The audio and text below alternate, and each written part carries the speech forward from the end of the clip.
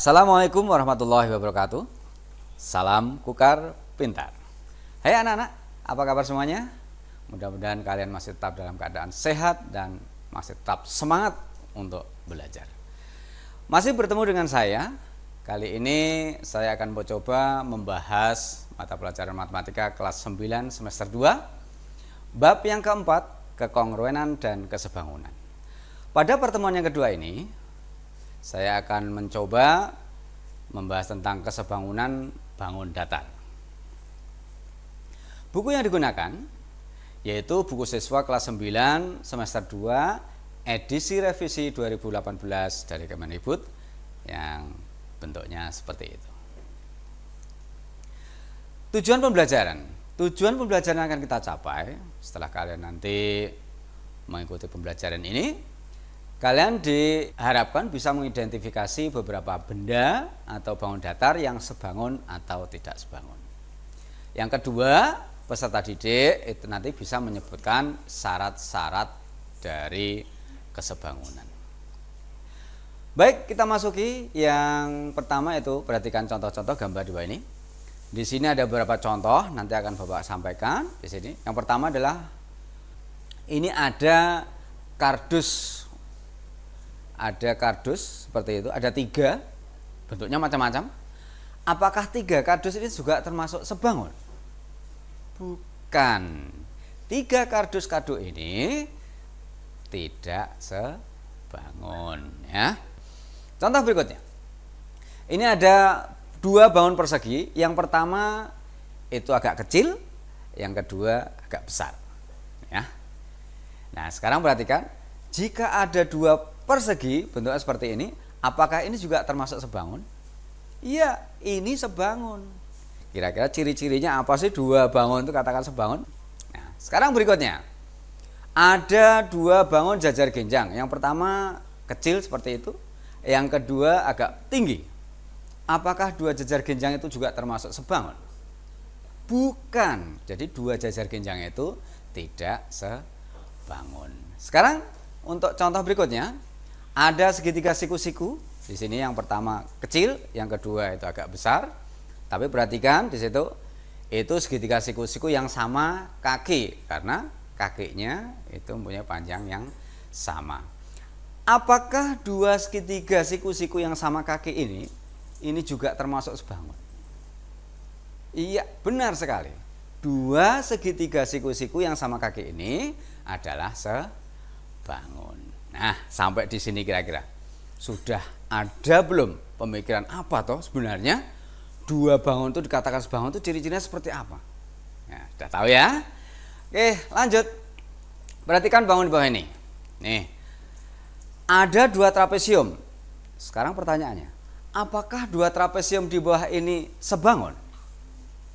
Trapesium PQRS dan trapesium ABCD. Perhatikan di situ ya, bentuknya antara trapesium pertama dan yang kedua. Sekarang kita lihat dulu untuk perbandingan sisi-sisi yang bersesuaian. Sisi-sisi yang bersesuaian, PQ sesuai dengan DC. PQ-nya berapa anak? PQ-nya adalah 4 dan DC-nya adalah 2. Jadi 4 dibagi 2 hasilnya 2. Perhatikan ya hasilnya ya. Nah, sekarang untuk berikutnya, SR ya, akan sebanding dengan AB. Jadi sisi yang sesuai SR itu sesuai dengan AB atau pasangannya dengan AB. SR-nya itu 16 dan AB-nya itu 8. Jadi 16 dibagi 8 hasilnya 2. Jadi sama ya hasilnya ya. Hasilnya sama-sama 2. Sekarang berikutnya QR. Nah, QR sekarang. QR itu pasangannya dengan BC. Nah, SP pasangannya dengan AD karena sama. QR ya, SP. Nah, itu kan sama, QR dan SP sama. Maka itu langsung jadikan 1, berarti QR-nya 2 dan SP-nya 1, berarti 2 dibagi 1 sama dengan 2. Jadi untuk perbandingan sisinya yang bersesuaian itu mempunyai nilai yang sama atau senilai. Sekarang besar sudut yang bersesuaian. Kira-kira apa? Sudut A sesuai dengan yang mana? Sudut A itu sesuai dengan sudut S. Ya. Sudut B berarti sesuai dengan sudut R. Sudut C itu sesuai dengan sudut Q. Oke. Dan sudut D sesuai dengan sudut P. Ya, bisa ya? Nah, kalau seperti ini berarti gimana? Besar sudut yang bersesuaian itu mempunyai besar yang sama. Nah, dari sini, dari perbandingan sisi yang bersesuaian itu yang senilai, kemudian besar sudut yang bersesuaian itu sama besar, bisa disimpulkan bahwa dua trapesium tersebut adalah sebangun. Nah, gimana anak-anak? Jelas ya? Oke, kita lanjutkan. Contoh berikutnya. Perhatikan gambar berikut. Di sini ada dua trapesium. Yang pertama trapesium EFGH, yang kedua ABCD. Nah, sekarang perhatikan masing-masing pasangan yang bersesuaian, kemudian sudut-sudut yang bersesuaiannya. Ya. Dari gambar ini tentukan nilai X-nya dan nilai Y-nya. X dan Y itu merupakan sudut ya. X dan Y. Kemudian yang B, tentukan panjang sisi EF dan HG. Oke, sekarang kita selesaikan sama-sama. Untuk yang pertama, kita cari nilai X-nya dulu. Kira-kira nilai X atau sudut X antara gambar yang pertama dengan yang kedua itu yang sesuai yang mana? X itu sesuai dengan yang mana kira-kira?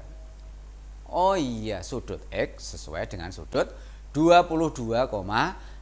Jadi nilai X-nya, nilai sudut X itu sama, yaitu 22,6 derajat. Oke, sekarang Y. Y-nya, perhatikan Y-nya. Perhatikan gambar yang kedua. Pada gambar yang kedua, di situ ada sudut siku-siku, ada dua yang bawah. Di titik A dan titik B itu titik sudutnya adalah siku-siku semua. Kemudian titik C-nya itu 22,6. Sekarang Y pasti bisa dicari. Bagaimana caranya? Caranya dari jumlah keseluruhan sudut itu 360 dikurangi dengan jumlah sudut yang ada di sana. Siku-sikunya ada 2 berarti 90 ditambah 90 dan ditambah 22,6. Sehingga hasilnya adalah 360 dikurangi 202,6. Berapa hasilnya? Hasilnya adalah 157,4 derajat. Jadi Y-nya itu 157,4 derajat. Nah, bisa terima anak-anak ya? Oke, kita lanjut. Sekarang kita cari panjang sisi EF dan HG-nya. Terlebih dahulu kita cari perbandingan sisi yang bersesuaian antara trapesium yang pertama dengan yang kedua. Jika EF, sisi EF itu berarti sesuai dengan yang mana ya? Sesuai dengan AB ya.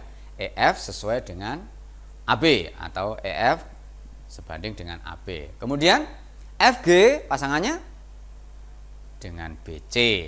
Kemudian GH pasangannya dengan DC atau CD, dan yang terakhir HE itu pasangannya adalah DA. Nah, sekarang masing-masing pasangan ini nanti akan kita olah atau kita pasangkan untuk mencari salah satu sisinya itu. Bagaimana caranya? Sekarang kita cari yang pertama, yaitu EF. Tapi sebelumnya perhatikan pasangan atau perbandingan sisi yang panjang sisi-sisinya sudah diketahui. Yang sudah diketahui di situ adalah HE dan DA sudah diketahui, berarti HE per DA bisa dicari. HE per DA, HE-nya adalah 15 dan DA-nya adalah 20. Berarti 15 per 20 sama dengan 3 per 4. Oke. Jadi HE dan DA-nya sudah ketemu 3 per 4 perbandingannya. Dari sini berarti kita bisa mencari nilai dari panjang sisi EF-nya. Berarti kita cari pasangan yang ada pada perbandingan sisi yang bersesuaian tadi, EF itu pasangannya dengan AB, berarti EF per AB. Sekarang kita pasangan lagi dengan HE per DA. Nah, jadi ada dua perbandingan itu ya. Sekarang kita masukkan satu persatu. EF yang kita cari berarti AB-nya diketahui 16. AB-nya diketahui 16. Dan HE per DA tadi sudah diketahui 3 per 4. Dari sini terjadi apa kan? Nah, kita kalikan silang. EF dikalikan 4, kemudian 16 dikalikan 3. Jadi EF itu akan sama dengan 3 dikalikan 16 dibagi 4. 3 kali 16-nya adalah 48 dibagi dengan 4. Hasilnya adalah 12. Jadi EF itu sama dengan 12 cm. Oke. Sekarang kita cari yang HG. Nah, untuk mencari panjang HG, perhatikan gambar yang pertama tadi. Di situ ada trapesium tadi yang EFGH tadi. Perhatikan segitiga OGH-nya. OGH. Ya, di situ ada segitiga OGH yang siku-siku. Dalam segitiga OGH siku-siku itu berarti kita bisa menggunakan teorema Pythagoras untuk mencari HG-nya. Berarti gimana bunyinya? Ya, HG itu akan sama dengan akar kuadrat dari HO kuadrat ditambah dengan OG kuadrat. Nah, sekarang kita tinggal masukkan. Atau HO itu panjangnya sama dengan apa? Sama dengan EF, maka HO diganti dengan EF. Jadi HG sama dengan akar EF kuadrat ditambah OG kuadrat. EF-nya 12 kuadrat, kemudian OG-nya 5 kuadrat. Jadi HG sama dengan 12 kuadrat sama dengan 144, dan 5 kuadratnya adalah 25. Jadi 144 ditambah 25 hasilnya 169. Jadi HG-nya sama dengan akar dari 169. Berapa kira-kira akar dari 169? Iya, HG ketemu 13 cm. Nah, jelas anak-anak ya. Jadi pokoknya seperti itu ya. Bagaimana cara mencari HG? Berarti kalau ditarik garis pertolongan untuk membuat segitiga siku-sikunya. Oke. Dari sini berarti kita bisa ambil simpulan, dua bangun datar yang punya bentuk yang sama, seperti tadi bentuknya sama tadi ya. Kalau ukurannya tidak masalah ukurannya ya. Ukurannya berbeda tapi bentuknya sama, itu bisa dinamakan dengan sebangun. Kemudian dua bangun dikatakan sebangun itu jika memenuhi dua syarat. Yang pertama yaitu perbandingan panjang sisinya itu harus senilai. Kemudian untuk sudut yang bersesuaian itu harus mempunyai besar yang sama. Oke. Agar supaya kalian lebih mantap lagi dalam mempelajari kesebangunan ini ada soal latihan. Nanti tolong dikerjakan anak ya. Yang pertama, di sini ada perhatikan dua bangun sebangun pada gambar di bawah ini ada dua segi 4. Hitunglah panjang sisi AE, ED dan GR. Ini yang pertama. Kemudian yang kedua, di sini ada sebuah gambar bentuknya persegi panjang berukuran 16,8 cm kali 8,4 cm. Gambar tersebut diperkecil sehingga ukurannya menjadi K cm dikalikan dengan 2 cm. Kalian disuruh mencari nilai K-nya. Oke. Ya. Nanti silakan dikonsultasikan dengan gurunya. Kalau misalnya ada kesulitan bisa dikonsultasikan dengan gurunya ya.